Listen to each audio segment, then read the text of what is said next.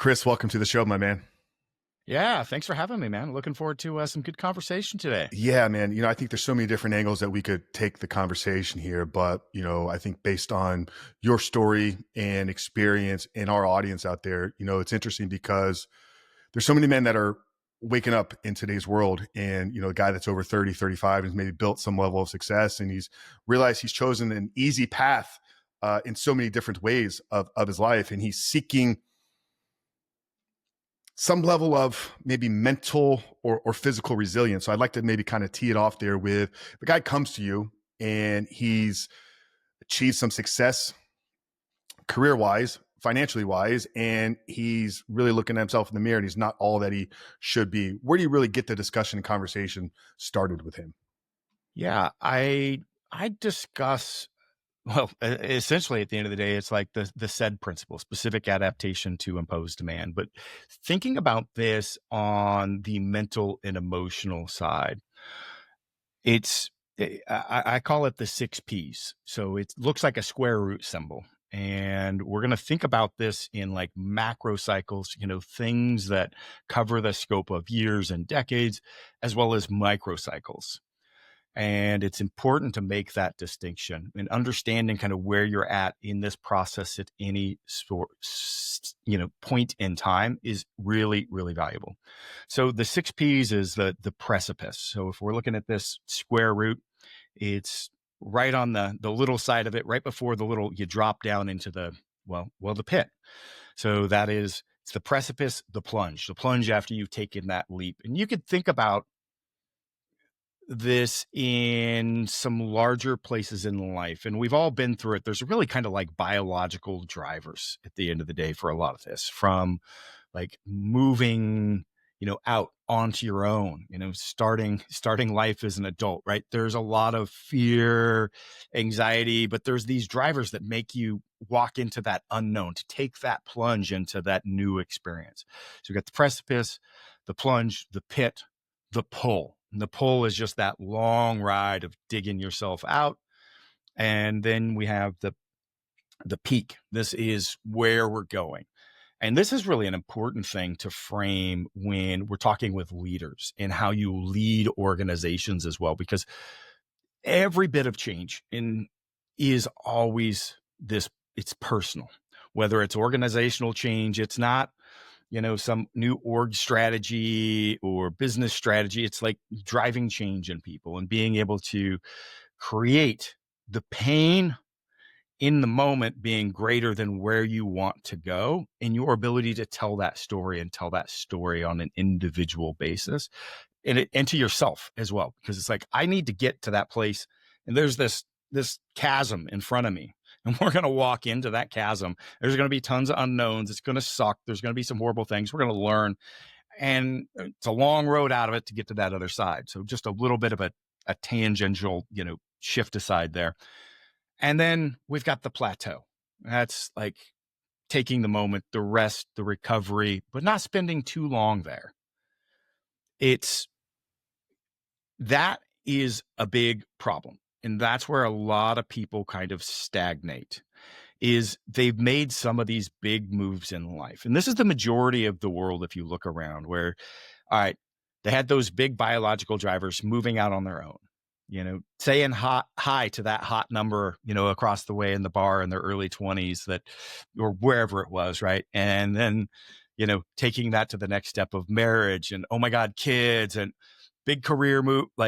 And then you get to this place where you're just kind of cruising and you've done all the hard stuff, because at this point it becomes internally driven. And the problem is, this is, as I said, the growth cycle. And I'm going to talk a minute for like why this is so important to me. I'm going to get to this and how I came up with this framework, which is a pretty wild story of my upbringing. But you have to have this purposeful decision to step into that place. And it's on the small side and the big side. It's the micro moments of a hard conversation with your partner, in business, or your partner in life, or that family member, any number of things that, like, you want to just step away from and avoid. And I'm not saying like burn and drive into every single challenge in the world. That's not what I'm saying. We're going to get to that because it needs to be very targeted if you want to grow. But this stagnation place, this place to get to that plateau, that is at the root of life in general, is that we drive and only grow against resilience. If you break your arm, right, and you put it in a cast, what starts happening day one? Atrophy of the muscle. Now, actually, you start actually stimulating growth of the bone, but let's talk about that. Like, that's because there was a demand. There was something that happened there. But that cast, you take it off 3 months later, it's atrophied, right? If you, we'll talk about the grifter Jay Shetty, but he's got a great story talking about this is where I stole it from, the trees in the biodome. For a long time, they couldn't figure out why the trees would get to certain heights, when they were doing the biodome experiments, and they just fall over. Because there was no wind buffeting against them. There was no elements beating against them. There was nothing to tell those roots to go deep in the ground to build a rigid, bark on the surface. And they just get to a site and they just die. Like, it is that tree at the edge of crag of a rock way up in the distance, like battling against the elements. It's the one. I had a small one creeping through a bush that came through the side of the gym in the concrete, the little crack, and it's driving. Like, life is going to grow, but it's going to grow against something else. Like, it is, I tell all these stories to paint the picture. That isn't some ethereal, standpoint. This is the reality. So if you're not doing that, you're starting to atrophy. You're getting weak of mind. You're getting weak of soul. You're getting weak in all these areas. And it doesn't matter. You could have been a war hero 20 years ago, and something happens in front of you and you've gotten soft. Just like if you took, like I said, 6 months off from the gym, 2 weeks off, a week off, that's great. You recover, you come back, you feel stronger. That's that plateau, right? You take some time and you come back better. But if you sit on the beach for 6 months drinking Mai Tais, you're going to get soft. You're going to get weak. And that same thing happens in life. So it becomes very specific, this ability to be able to drive into hardship. And as I said earlier, it's not every hardship. It's deciding those areas, those micro moments. Like, if I look at a bigger picture of life, where do I want to go with business, with my family, with, and I go, all right, in certain areas to do that, I want to be a business owner and I'm just a grunt employee over here. Right. Well, and you go to somebody and you ask them, like, you come to me, hey, should I start a business? And I say, no, you shouldn't. You're going to fail. And that's going to be my advice, by the way. Because if you can't get over that, if you don't got the strength to overcome that, if you can't have a hard conversation, like I said, with a coworker, with boss, like, you're not going to be, you need to develop those skills. And so you need to be specific about choosing where are the areas that you need to develop. And those are the ones that you step into, because there's microcycles of this, that hardship where it just becomes easy to do those things. It becomes easy to become public speaking, to whatever that skill set is, because that's the beauty. Like, if you start to atrophy, that line slowly starts declining. And there's going to be a moment, some point, life comes at you. And here's the beautiful thing. Like, you can choose not to step off the plunge and take that plunge, but life's going to come at you and hit you. And we've all seen these people that happens later in life. Like, something comes at them and they've been on that easy street and they lock up, a family member dying, something happening. And it's just like, they can't deal. They just shut down because life's going to happen. So you're on this trend like this and you're getting weaker, you're atrophying, and then something kicks you and you're over the edge. And that could be any number of things. It could be cardiovascular disease. It could be like, let's play this role. Like, this is the human condition. But we want to be on that upward trend. But that upward trend is made of little minor ones. Like, if I look back where I was 20 years ago, 30 years ago, I couldn't handle the things that I handle now. Like, you can keep leveraging that higher and higher and higher. And those plunges, those pits can be much deeper and bigger than they were in your past. I feel I'm ranting a bit. I was going to. No, this is really good. And it's interesting that your 6P here is plateau. Chris, we've been running this show for a little over 6 years now, 314 episodes at this point. And our work outside of this is centered around addiction recovery. So we've had a lot of conversations with guys reaching what would be described as a rock bottom moment, a real wake up call that somebody needs in their life to ultimately begin to seek change.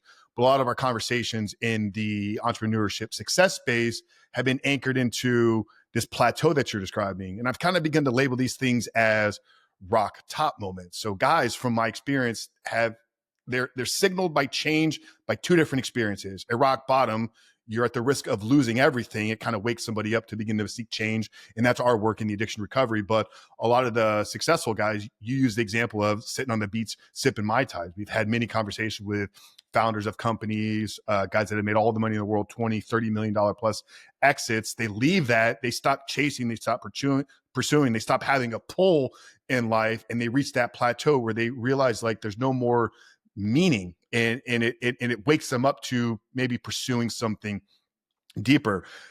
Now, what's interesting with you is I think you've excelled physically in the strength space. I mean, multiple world record holder. You've excelled corporate wise, I think, in the aero engineering space, but you've also had massive success entrepreneurially as well. I used to believe in this mantra: how you do one thing is how you do everything. But the deeper I've gone into kind of the personal development and worked with a lot of individuals, I realized people can be very singularly focused in their pathway to success. Maybe somebody is great at fitness, but they struggle career-wise, or maybe somebody is great career-wise and they struggled at health. What are some of the tools that you've been able to develop that have enabled you to succeed both physically, but then also business, financially, entrepreneurial as well? What are some of the anchors that you've been able to lean into there? Yeah. So that point of the plateau kind of ties into that. It is, we seek comfort. And so without those drivers early in our life that push us, that get us to take that leap, we're trying to find comfort. We're trying to fill all those boxes and get to that easy life. Like that's what we do as human beings. And you have to work against that. You have to recognize when at that moment, when am I there? And then how am I going to take that step? And it's like, I'll use cold plunges as an example. People love to do that to build resilience. It's the same thing every day. Like it's physically uncomfortable. You're not building mental fucking resilience, I'm sorry, by doing a cold plunge every day. Bullshit. Like, try picking something that you don't like doing, right? And go do that. And the willingness and ability to do that. And I'm not suggesting burn everything to the ground, although I've done that many times in my life. And I think that's one of the, like, I learned a lot growing up. I learned a lot about fear. I'm going to spend a little time telling some stories about that. And then we'll tie back to answering your question, because it is such a great question, Frank. You have people and you walk into a gym and you see these guys that they're killing it and they're done so well, and they just struggle. They've got some shit job. They're always changing. And you're like, why can't you take what you do here and apply that there? Like, you're so good at setting goals and sticking to that structure and long-term planning and project management. You do it right here. Or that you take the corporate exec that like crushes that stuff, and they're like lost when it comes to getting in the gym and training and building health and strength in their life. And it's like, why can't you take the blinders off and see and use those skill sets that you've done? But I was 6 years old. I was living in a tree fort. We're not in the backyard. Like, this is Northern California wilderness. And we had beams. We were up in the mountains. We had beams lashed up into the trees because there's rattlesnake pits all over the place. And so we'd climb up there. I had a younger brother. He's 3 years younger than me. And I had this rattlesnake in my hand. You might be asking yourself why I had a rattlesnake in your hand. And I will tell that, but I had this rattlesnake in my hand, 6 years old, because I was taught how to capture and handle live rattlesnakes, because we lived in the wilderness and I was with my brother and I needed to be able to protect my brother because these are the environment that we lived in. And so I'd heard one in a bush. We were out doing a walk and I had this stick next to me. I always do, with a little forked point on the end of it, because that's what you could tease it and it'll strike. And you put that down over its head and you grab it right behind the back of the head and it can't move. And that snake, it'll coil around your arm, and you can, man, it's a strange feeling, just that cold and looking into the eyes of that snake. I mean, there's nothing in those eyes except for it wants to strike and kill you. Like, that is its sole intent at that period of time. And the thing is, if I let fear overpower me, I would be dead. Right? I had been taught to be able to know the steps, what I need to do. But also at the same time, if I had no fear, if I didn't respect the fact that there's a reason I have fear coursing through my veins, I would be dead, because I'd be overconfident. I'd make mistakes. I just wouldn't care, and I would be dead. And so that ability to manage fear appropriately was a very important thing for me to learn at that age. And I learned it in so many ways beyond that. So I grew up homeless in the wilderness, like literally foraging for food. To take a shower, it was, filling up jugs with water and setting them up on a rock and letting them warm up during the day. So in the afternoon, you could pour it over your head and clean yourself off. And we were living in the Golden Triangle.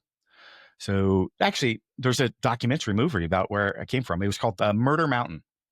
So we lived actually about 50 miles deeper and more remote. So if I'm get into talking about serial killers and murderers and drug trafficking and human trafficking, all the things that I myself and my family personally experienced during my youth, watch that documentary and you'll be like, Chris was telling the truth. Like, that stuff, that's what was going on.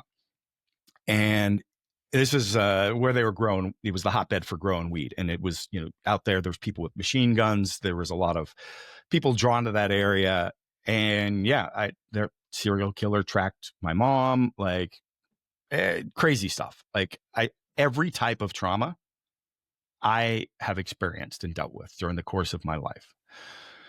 And there's those lessons that it imbued upon me that have helped me in my life excel in so many areas. And I'm not suggesting that you need to have those things happen to have that kind of life, for that a kind of epiphany. Actually, it's not great. It's if you get pushed too far for the level of resilience that you have, that trough, that pit, there's a level that you can go that you're not going to, it doesn't add value to spring back. So I'm not going to, but there's nothing that doesn't happen to you that you can't leverage to some level to be stronger at the same time. So making that choice. So seeing that and making that choice. And I'll have to say, I had a natural level of resilience, probably higher than others. And that's lucky on me that I was born that way, because most everybody that I grew up around, they're dead. They're in prison, or they're living up in the mountains in the same kind of life that we had then. But most are those first two. And I ended up, as I got out of that, I ended up taking custody of my 3 younger siblings. I raised them through their teenage years as I was putting myself through college and going out and chasing my career. And I saw a lot of success. I was a corporate turnaround exec in the automotive and aerospace and heavy industrial arenas. I did that for 15 years. I was a number one. There's some There's a Guinness record on the wall behind me. I was the number one ranked powerlifter in the world for 8 years straight, set numerous world records. I know I'm just like bragging here, right? But just sharing some context of like how I put those things in place. And then I walked away from both of those things. Actually, I walked away from my career one day and said, I'm going to start my own gig. I moved into the fitness realm. And I ended up starting a series of companies. One of those penetrated sports performance faster than any other company in history, working with every single Major League Baseball team, 90% of the NBA, 80% of the NFL, every branch. It goes on and on, right? So, and it was using that same skill set, right, in helping those around me. I saw so much success from being able to scare other people. I use that loosely. But in the corporate world, I was able to bring about massive transformation because I could transform people themselves. So yeah, I was an expert on lean manufacturing and waste reduction and all sorts of, but it wasn't any of that. It was in that process, being able to challenge people beyond what they thought themselves capable of, getting them to buy in, to give that a shot. And as they're able to do that and see their own success, you would change people, the level of motivation, the level that it would bring about. And I'd have the same people work for me for like 20 years, like across 4 or 5 different jobs. I'd have people that I fired come back and then beg to work for me because they realized later the change that it brought about in their entire life by being challenged and told something that those lessons over and over, that was when I became an entrepreneur. I was able to lean on so many people in so many different industries because I was respected. I had brought about change within them on a personal level, right? And so it's that skill set of being able to push. And so there's some key lessons here, right? One is to recognize those precipice moments, to recognize those opportunities and those micro moments and macro moments, and to step into them. And I know that is hard and fast, like repeated mantra from all the motivation, hustle porn folks out there. And I'm not saying to burn it on both ends and just like take on every freaking thing. I want to be clear about that, because you do have to have that time to recover and have the self-care and that plateau moment, right? But you've got to be purposeful about making that. And then when you make that step and you're in the, what the fuck have I done?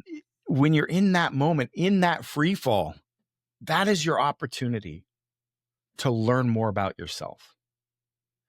It is your opportunity while you're in that free fall going, oh my God, to ask yourself and to meditate into those moments about, why do I feel that anxiety? Why do I feel the fear?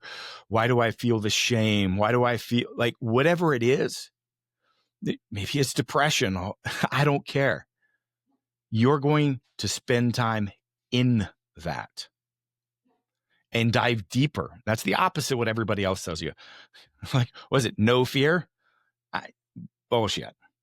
Like, you need to ask yourself, why am I fear? And not blunt it. I'm sad. You don't try to shut it down. You go into it. That is your opportunity in those moments to discover the true drivers. And when you discover that, here's where the magic happens. This is how you propel to the next level. Because I have done world class in I've done world class in athletics. I've done world class in entrepreneurship. I've done world class in corporate America. I took a company that was going to fail, go bankrupt. It was losing its contract with Boeing for both delivery and quality. I turned it around to the number one company in the world to Boeing for delivery and quality, and made it profitable. Like, that is another example. We know the number stuff. I'm bragging again, but I'm just trying to drive home the point of how powerful this is, because understanding yourself, your values, and what is truly driver, and what the life that you truly want to live, it's not about the goals. It's why you want those things. If you got a bucket list, throw it the fuck out. All right. Because you just went, I'm supposed to have 50 things. What are those things? If you get everything aligned to moving in this direction that creates the life that you want to live, so much moves forward, so much propels. And so to better understand yourself, that is the time to do it. Every piece has a point. And you were talking about the addiction, the pit moment, right? Because that's it. You're gonna keep riding that until the point of like, now all of a sudden you're in this spot and you're like, oh, this is brutal. This is a slog. It's just, there's nothing to do. You're not looking up at that peak anymore. You're just, this is horrible. Why have I done this? How do I get out of this? And there's 3 steps to this one. Like, the first one is just like recognizing and acknowledging, okay, I'm in one of these moments in life. I'm in the pit. That is so compelling to the place that you're in mentally, to be able to just accept that.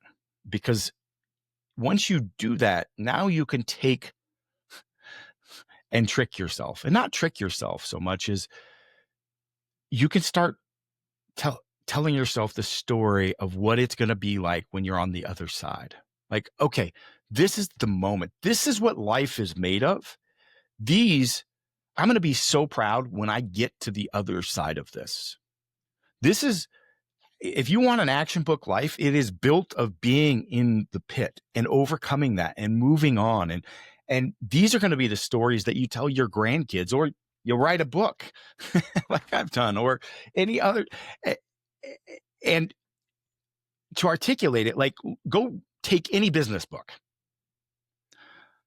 and tell the story of, well, I'll pick Nike because I'm here in Portland, right?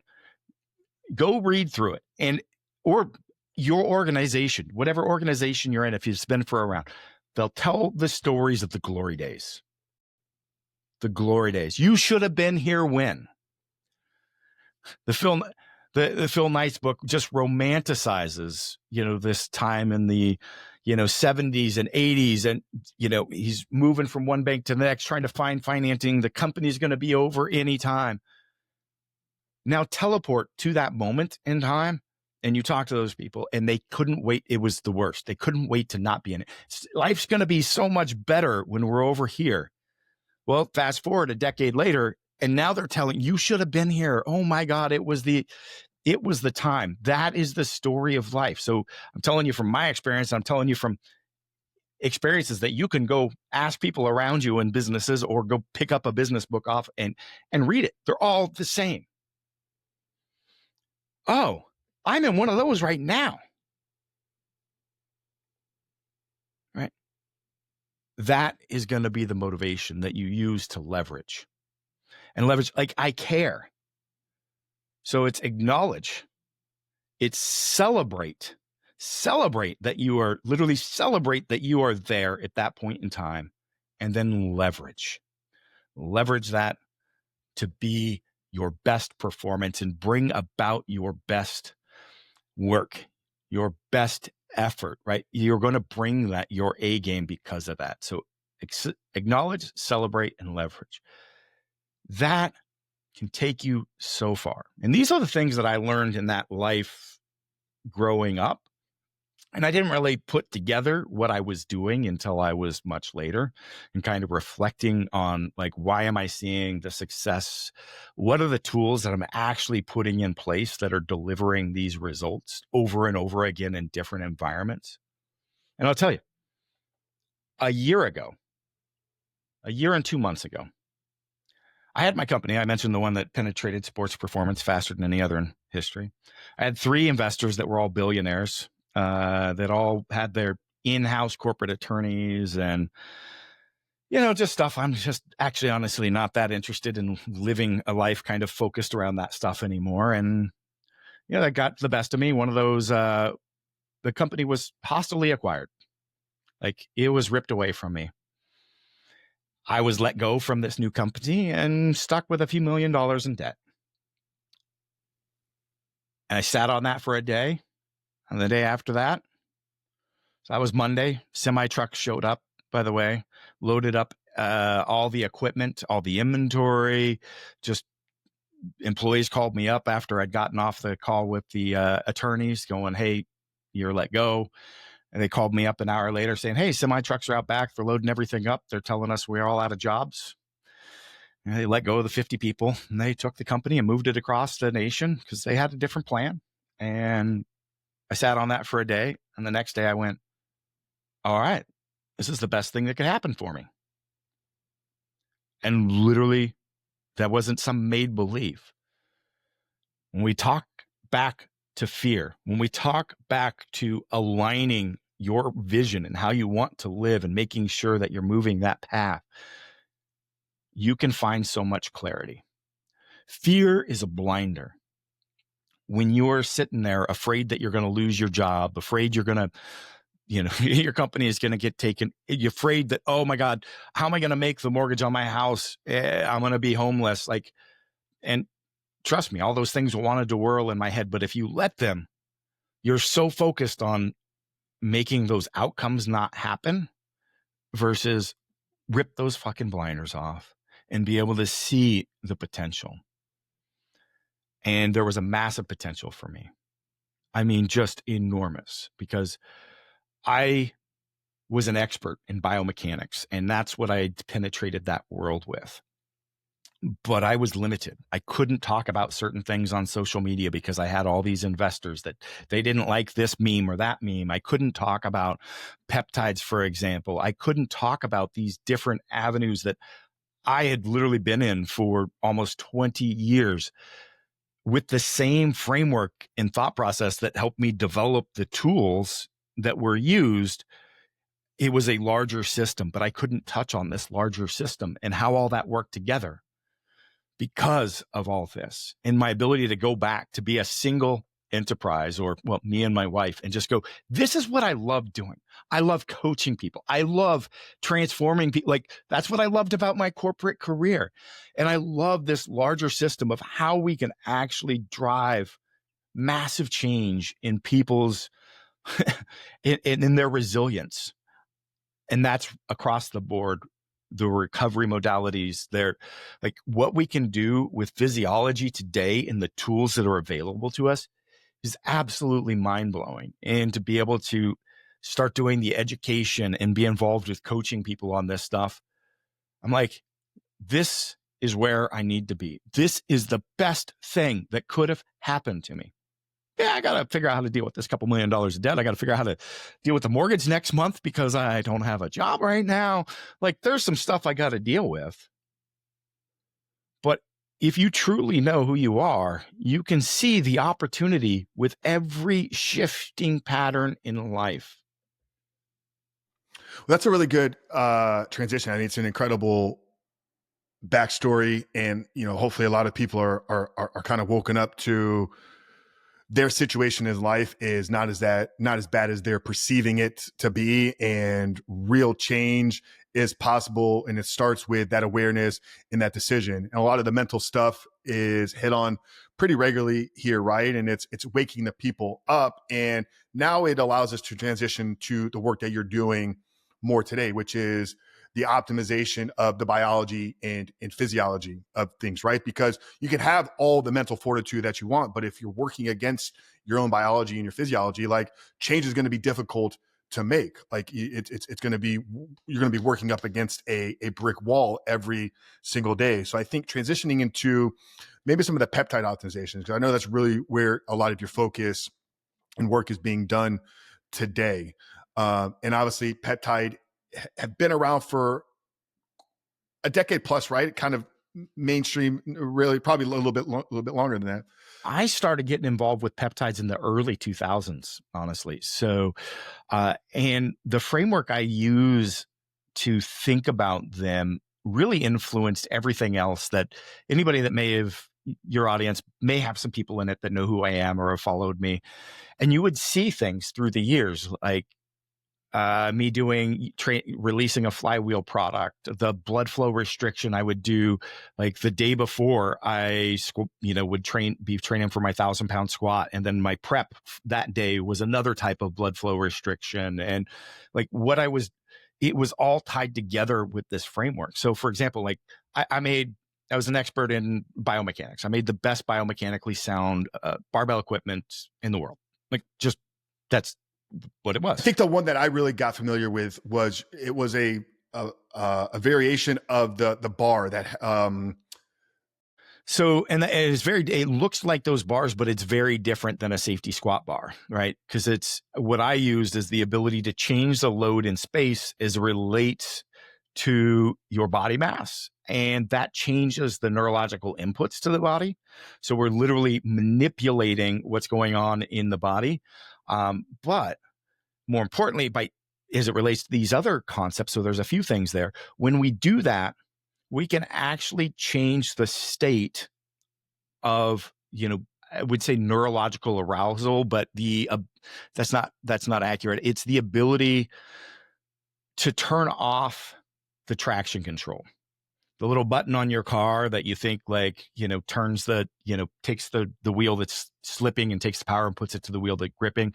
It doesn't do that. Like from an engineering perspective, it detunes the engine and reduces the shift patterns, reducing the power output. So you have less risk of sliding off that slippery corner and crashing and dying a fiery death. Okay. Well, that's copied off of, our systems. Like if a joint is at risk of, being injured because it's in poor position. And by poor position, I mean like poor length tension relationship of the muscles around it, or joint centration is the fancier term. It's going to detune and you're going to have reduced force output. So one, if I turn that off, I can actually train more and get more results. The other is mechanically, I'm in a better position so I can actually push deeper into a state of fatigue with my training, because my neurology will allow me, and physically I will not over fatigue, the stabilizing muscles the pump in my back, like this stuff won't come on, and physically I can go deeper into that. As I'm doing that, or using a mechanical drop set or ability for the load to reduce as my fatigue. So that would be, let's say a 3-handled bell or a flywheel product, something like that. What's happening is I've got more buildup of lactate in tissue. I've got more, desaturation of oxygen. And that is literally starting to send some signals. That's sending a signal around PGC alpha 1. It's affecting AMPK and mTOR. Like these things are happening by training that. And I can also do the same thing with blood flow restriction. And I can stimulate these things to happen with that are literally changing the signaling at that cell level in the body. And those really influence that. And that's why, my supplement company, like I was the first to release a daily use vasodilation or nitrate-based product. Same thing, being able to supply that tissue, be able to deliver the substrate materials, be able to have the raw materials available and remove the waste products from the cell. Like everything's tied together, right? And that's, again, going to facilitate those same pathways that I was doing with peptides. In the peptides, I was working at the time, most like well-known coaches or a lot of docs in the field like knew to contact me if it was related to building a peptide, recovery plan, post-surgical, so on. Like at the time, it was, if you go back to 2010, peptides were steroids. People didn't want to, you didn't discuss that really openly, but it's like this protocols were passed down and like, oh yeah, that's from Duffin. So a lot of people kind of knew that I was the guy, and a lot of the protocols and even blends that are available today were the original, recovery protocols that I was doing 15 years ago. Early 2000s was doing a lot with IGF-1 and a few different other compounds. So Um, yeah, it's truly fascinating what you can do with these compounds when you understand what's happening at that cell level. And when we think about, resilience, and particularly think about like who I work with today, I'm working with a lot of people that are ex-steroid users or use them for decades, as an athlete, or maybe as a, I work with a lot of, action movie star type folks, both Bollywood and Hollywood. But the other side of that is we have the same level. So you create this high level of oxidative burden. You've got this degradation of the metabolic pathways that the cells use. All this stuff starts happening. Well, it's a similar set that we see happening with a lot of my executive clients as well. Different influences, right? It's pushing that stress level. I call it the boardroom athlete, right? They've been driving all the time for so long. Maybe there's a poor diet combined with it. There's some alcohol, like all these things start that you're not feeling as much in your 20s and your 30s. And now you're in your 40s or 50s and you're like, your health's falling apart. You've got brain fog that wasn't there. Your energy's like all over the place, which then your emotional stability is. How am I supposed to navigate the 6 Ps when, you're dealing with things like this, right? So being able to, rip that away and be able to, put those repair mechanisms in place is absolutely tremendous, where you can take somebody like, for myself, I'm 48 years old and I honestly feel better than I did in my 30s. And I'm in better physical shape. I don't lift as much because I'm not using the steroids anymore that obviously I did use when I was squatting and deadlifting 1,000 pounds. Anybody that thinks you do something like that without those, I hate to break it to you, but that's not the case. And it's just, it's amazing. So being able to correct those issues, to be able to take, somebody that, let's say, has diabetes and hyperlipidemia, and as it relates, because you may not know, but a lot of the underlying stuff is a metabolic disease related. Its ability at the cell level to be able to readily shift between oxidative phosphorylation and glycolysis, the ability for the mitochondria to function properly, for this electron transport chain to be able to create the energy that supplies and makes our body run. Like, we start having a breakdown in this, and that's where the brain fog comes from. That's where the change in the health markers start coming from. This starts feeding into your hormones. Like, all of this stuff starts breaking down, and we can turn that clock back by looking at what we see both in your life. What are the lifestyle factors that have probably influenced that? What does your blood work look like? And tell the story of, like, how do we employ, a plan that is going to fix these issues, right? What do we need to, put a new chip in that mitochondria, reprogram it to function again? Or do we got a broken, faulty engine that we need to send a mechanic in to work on? If we're building a house, like repairing from, I use a house analogy for a lot of, like, structural repair of tissue. Like, we're going to need a foreman that's going to be there on site, taking those blueprints and telling the workers where to go and what to do with the materials, the substrate, right? We got to have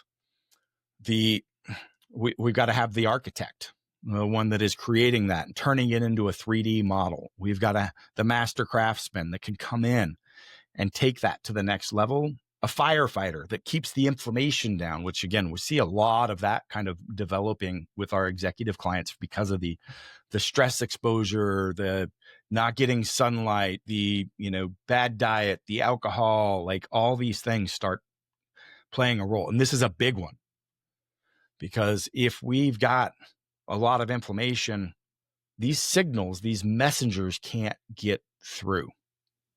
But gonna need to have that firefighter that keeps, like, tells the body, don't overreact. It's calm. We can send these messages in. So yeah, being able to build those protocols and, like, just transform people's life. Like, I've got some recovery ones that are truly fascinating.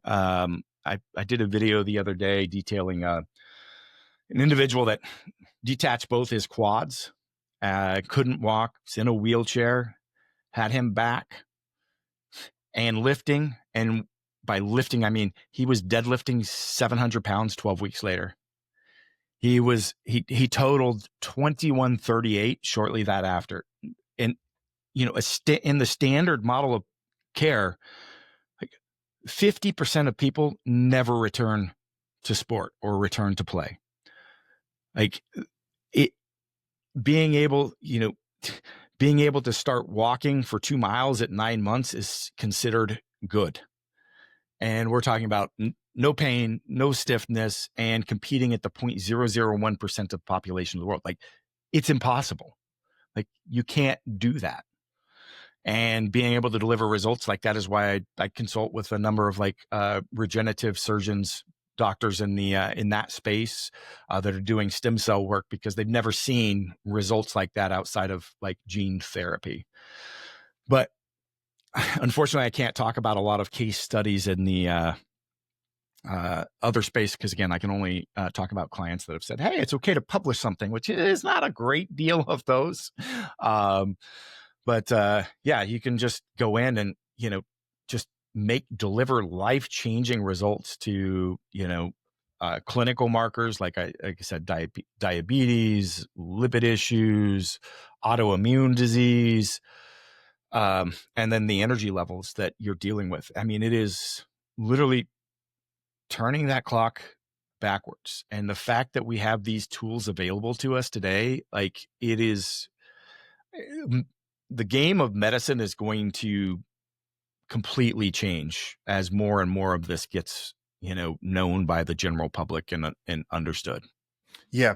And guys, we'll have all of Chris's website and links. I mean, obviously something like this requires a customized look at blood work markers, nutrition, diet, protocols, things you're actively doing to really get the answers that an individual would be seeking. But I think a lot of our audience is going to be that example of the guy that you described, right? The hard charging executive, the guy that's been, chasing, building the business, building his career, building financial stability, and then wakes up in his late 30s, early 40s, and he's struggling with brain fog. He's struggling with the afternoon crash. He gets off of work and he's got no energy to spend with his wife and kids.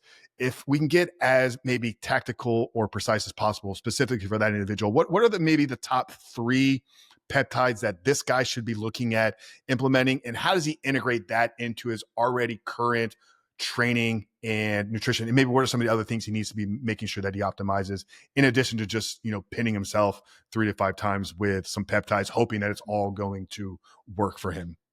Good question. Yeah. Let's give some actual, something that people can take away with. So one, I'm not here trying to sell my coaching services. I'm pretty full. But I do have a free forum as well. It's on the school platform, but my page is absolutely free. And I've got a ton of research pieces on there and articles and protocols too. So anybody that wants to dive further, you just go to chrisduffin.com. There'll be a link to it. Yeah. And our audience is highly active with school. We run our communities through that platform as well. So we'll find that page and link it down there directly for you guys. Yeah, perfect. So it's like I try to pass along as much as possible, because there definitely is some individuality to this. But let's talk about, what do we want to do? So one, I'll say maybe this person's like on TRT, for example, because we're talking somebody who's 45 to 60 years old, right? They've been challenged, and maybe they're not. And I'll give some scenarios. I'll give a couple different like avatar, clients here. But I use that one up front to start talking about aligning these things with our natural rhythm, our circadian rhythm. It is important. So, it's just, the TRT one is a really interesting discussion, because we see so many people doing subcutaneous TRT injections now. It's longer lasting, disperses a little bit slower. That kind of moves the trigger. But if we take this further, we can do even better. And then I'll tie this to peptides as well. So just from a hormone approach, and this is what I'm talking about, and that's why I went there first. I want to take these pulses and align them with when those pulses in the body would normally be. So a bodybuilder might normally use growth hormone in the morning, or either pre or post workout. We would use a growth hormone product, and I would use definitely a growth hormone releasing peptide. I think that's so far superior to growth hormone direct or exogenous, because we're stimulating our body's natural production. We're stimulating our pituitary. So there's two different compounds typically. So one stimulates the hypothalamus, and the other stimulates the ghrelin receptor. So there's two different pathways that we can target to stimulate and squeeze and get a really amazing pulse of growth hormone. So on one side, that would be like CJC 1295. That would be one that stimulates the hypothalamus. You might also have like tesmorelin. People will often get prescribed that by a doc, and it's touted as being great. Honestly, CJC 1295 blows it away. It is much better, and there's less side effects. So tesmorelin, I see a lot more. It is a stronger on the IGF release, but it ends up having some blood sugar issues, particularly with females. You get a lot more water retention. You get some pain site injections. And if you're highly sympathetic sensitive, which a number of people in this avatar are going to be because of the life that they've run, it might actually ramp you up and make you have problems sleeping. So they end up having to take it in the morning. Not aligned with the pulse that we want. We want an evening pulse. That way, we're lined up before bed where we've got a nice signal that lines with our natural rhythm. Then we combine that with something like ipamorelin. So that would be hitting the ghrelin receptor. My preference is to use CJC without DAC. A lot of people recommend it with because it releases this sustained pulse. Well, we want to have clearance. We want to actually allow the receptor to recover as well. So the short acting aligns with the circadian rhythm, has a pulse more aligned with that. So that combo is absolutely phenomenal. Super clean, and it's going to improve your quality of sleep near instantly. I've had so many people actually switch from growth hormone to that after they've tried it and went, oh, wow, this is way better. Plus cleaner, you don't get the water retention. And then long-term, your hair's better, your skin's better, your joints are feeling better. Like this stuff, you'll start feeling it 4 to 6 months. So I recommend doing that 5 days on, 2 days off. That allows you to have a little bit of break for that. And then you don't necessarily need it. There's a lot of people, regenerative docs that don't do that, but 5-2, really great protocol, and then allows you to run it for great lengths of time because you're going to love it. So yeah, it's a good protocol for that.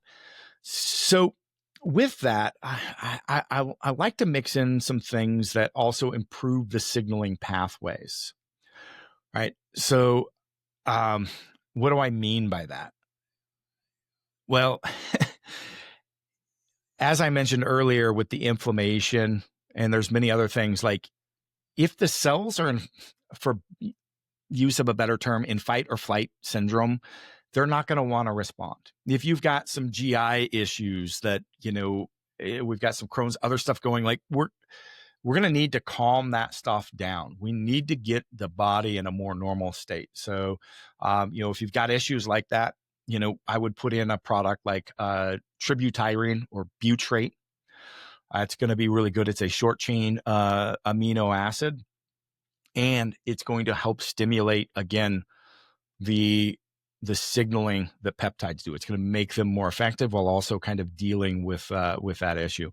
Another one, anything that's got phospholipids. So you can find a lot of supplements that use phospholipids to improve the supplement effectivity. So that is going to be good. If you don't, product called phosphatidyl serine is a really great one, and you may see that as an ingredient on some. So that's a phospholipid that's really great. One that kind of falls in the same class, but it's not quite a phospholipid. It's C15-0 or fatty 15. So this is a fatty acid, kind of like your omegas, but slightly different. It has properties like being a senolytic, so it's going to help pair off the dead cells. It's going to improve cognition. It's going to help with the signaling. So these are some base level things that we would do. And I mention that now because I would probably pick in some things that are going to have some positive effect on that, like magnesium. So I would pick a magnesium L-threonate typically is going to be my one, particularly for this client profile that we're talking about, because it's the only version that passes the blood-brain barrier. and is going to have the cognitive impact as well. So I would typically put that in the evening. I would pair it with some glycine as well, maybe 5 to 10 grams of glycine. That's going to be your building blocks that your body is going to use for the collagen, the so on, like that the CJ, that your growth hormone release is going to work with, right? It's also going to affect glutathione, which again, that's a whole detox pathway. Like it just kind of builds upon it. The magnesium threonate typically has the phosphatidyl serine in it, so that phospholipid, so it kind of covers that ground, so it makes the L-theanate work better. So yeah, that would be the evening routine: is 5-10 grams of glycine, Magnel 3-8, which may have that phosphatidyl. Now I just boogered the name of that, and your growth hormone releasing peptide. So I mentioned the TRT for the same reason around the circadian rhythm. This seems minor, and I've been talking about this for like a decade, and folks in the bodybuilding world still argue with me around ester cleaving rates and this and that. Yeah, I understand that. I understand half-lives. I understand the accumulation. You're missing the point entirely. Your testosterone pulses in the morning. So when you switch to a sub-Q injection, it kind of gets you more leveled with the daily dosage. So it's effective. But now I would do it, your TRT daily intramuscular, because we actually want to have it hit fast and at the same pulse, and then hopefully have as much clear as possible, again, so that the receptors have a chance to recover, particularly those androgen receptors that over time are going to, as they get resistant, is going to help it's going to deal with some insulin resistance and other factors that may develop over 10, 20 years if you're going to be on TRT for a long time. Are you taking a micro dose daily then if you're taking it every day? And that sounds complicated, but you're literally just going to take, like, let's say a typical dose is either a half or 1 ml a week. Take an insulin syringe that's 1 ml and load it up with 1 ml for the week. And every day, it takes you literally 3 seconds to go boom. And you can go anywhere because it's such a small dose. So you do 1/7 of it every day. And at the end of the week, if you're a little off or missed a day, you can see it right there and you finish it up. It's so fast and so easy to do that approach. There's hardly any argument, and you can't feel it. It's an insulin needle. You just pull the plunger off the back, put your 1 ml, put the plunger back in there, or you get one that you change it on. Boom, 3 seconds, done. Now we've got trust me, this will play up. You will start feeling better over time. We're getting these pulses aligned with your diurnal rhythm, and it's going to start, like, everything starts happening. Yeah, with that, you pair like trying to get some light exposure in the morning, right? If you can't do that, get some red light therapy or something that, or a D light, something in that nature, because again, this makes a big difference. So yeah, I haven't got super into the peptides yet, but we touched on the growth hormones. So this is kind of your hormonal stuff. So let's dive into other modalities that we might want to work on here. If we've got, well, I mentioned. So I'd probably put in TUDCA as well with the GI person. With that, I would also do an oral BPC, GHK, and KPV up front for like 30 to 60 days to rebuild the cross-linking in the gut. That's going to have a big systemic input. And even though injectable peptides are more efficacious, the orals are going to deliver more. And unfortunately, I don't sell orals. I sell injectables. So trust me, I trust me when I say this stuff. Start 30 to 60 days with that up front, and it'll make a big difference, because you're not only, those are going systemic, but they're affecting the vagus nerve that way, which is also has this cascade of effects to the brain and the rest of the body. All right. Then if we're dealing with, like, let's say autoimmune, and I say that because, again, I see that a fair bit with some of this population, or an achy shoulder or so on, or I want to recover from workouts better. So I would use either what's called the Glow blend or the Clo blend. So Glow is your TB 500 and your BPC 157, which are commonly known for recovery, right? So one, they also help you increase your androgen receptor density. So if you're not on TRT or on TRT, it's going to bring some greater effectivity to the peptides to the hormones that you have available, right? You're going to upregulate those, and you're going to be able to recover from training better. You're going to get better results, right? So GHK is going to affect your hair, your skin, your joints. And again, it affects like 4,000 different mechanisms for wound repair if you've got an injury as well. So if you've got an injury, go towards where it's at, but otherwise you just do it twice a day. The easiest protocol for this. So typically a vial you would reconstitute with 2 ml, and you would take 5 IU morning, 5 IU evening. If you want the actual dose, I recommend the compound that is 50 milligrams of GHK, 10 milligrams of TB, 10 of BPC, and so that'd come out to 70 milligrams in the vial. You would take 1.75 milligrams morning, 1.75 evening. The Clo has KPV in it, which is a massive anti-inflammatory. And that was the one I suggested taking orally the first 30 to 60. Well, then you could switch to the more efficacious injectable version that's going to help keep those signals calm. And so you would use that. It's the same thing as the Glow, but it has 10 milligrams of KPV. So it's 80 milligrams. So it would be 2 milligrams morning, 2 milligrams evening. Or again, if I reconstitute with 2 ml, it would be 5 IU morning, 5 IU evening. You're going to be able to recover better. So for anyone that's 45 plus, I think you're probably going to enjoy a 12-week cycle of this like twice a year at the minimum.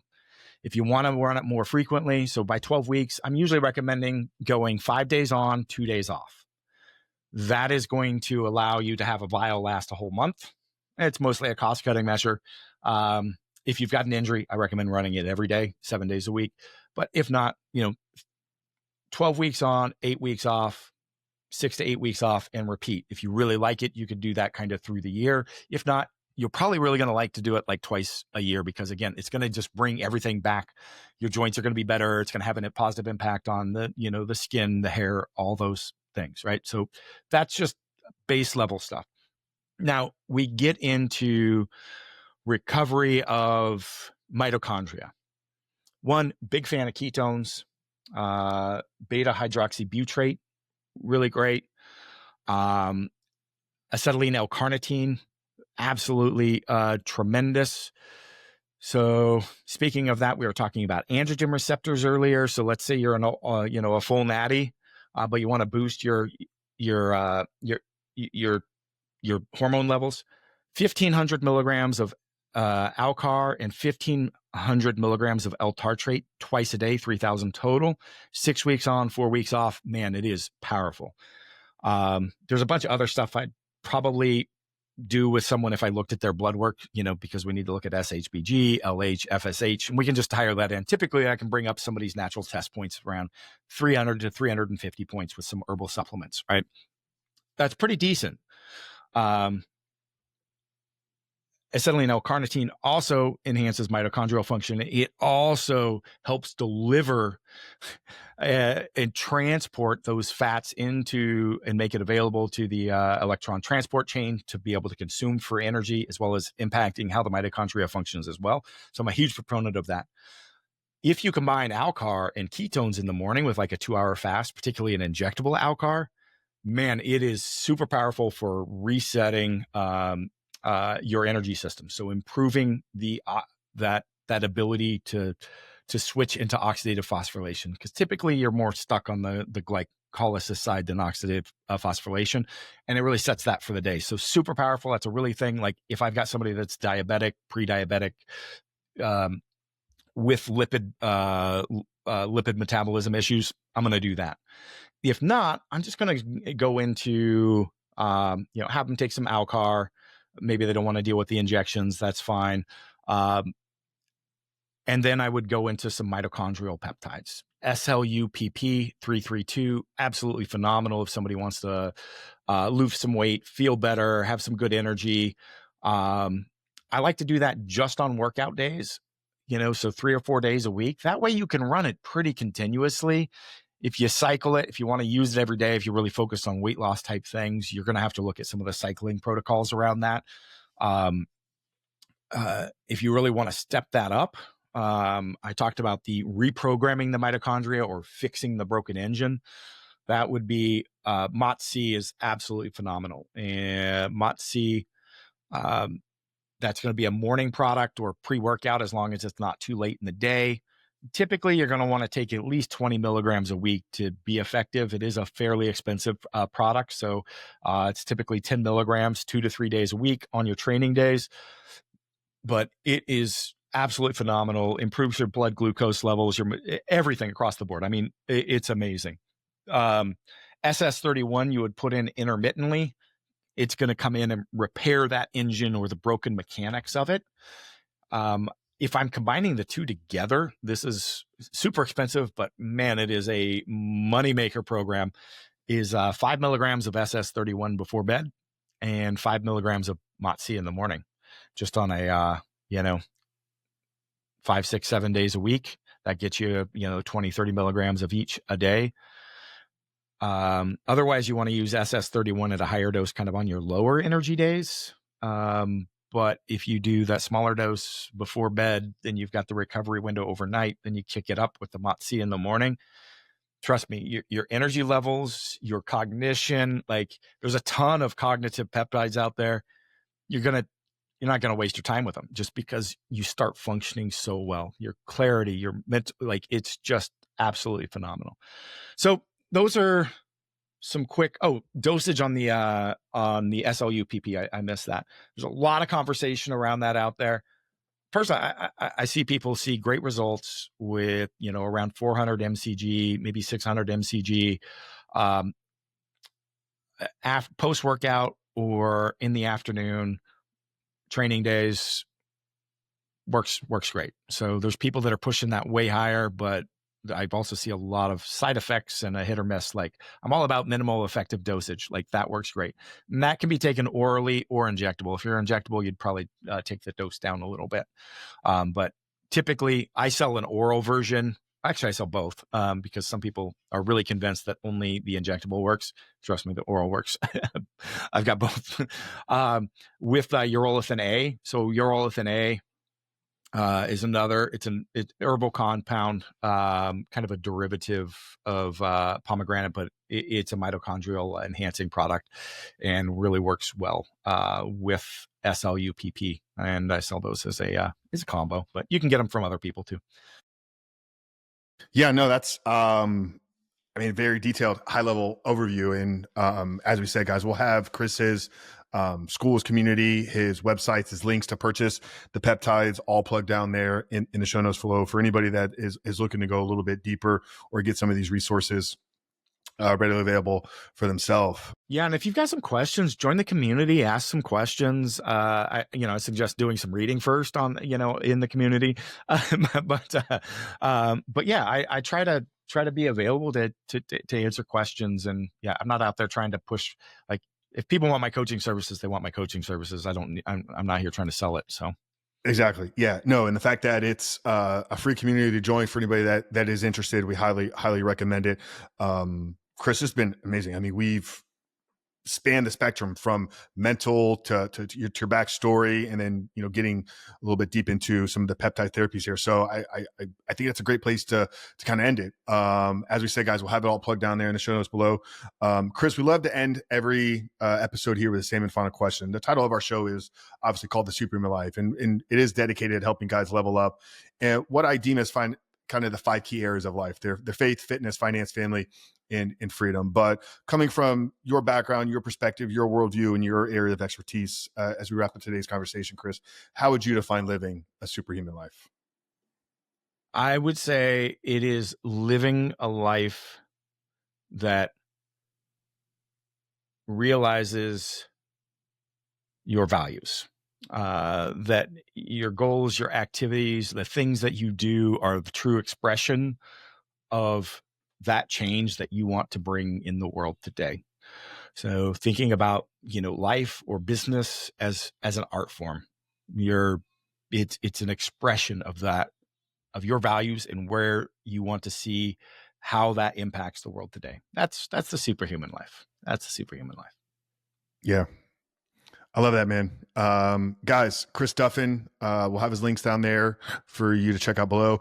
Hopefully you guys got value out of this. If you did and you want to continue to support us, make sure to rate, review, subscribe on whatever platform you are listening. But most importantly, sharing these episodes with as many people as possible. You know, if everybody listening here today shared it with at least one person, we would double the size of our listenership in just one day. So we appreciate you guys for supporting us. Chris, appreciate you for your work, your expertise, and the input you're putting out there into the world. So hopefully we can stay in touch and connect again. And guys, as always, get out there, chase after it, and continue to level up. We love you guys. We'll see you in the next one.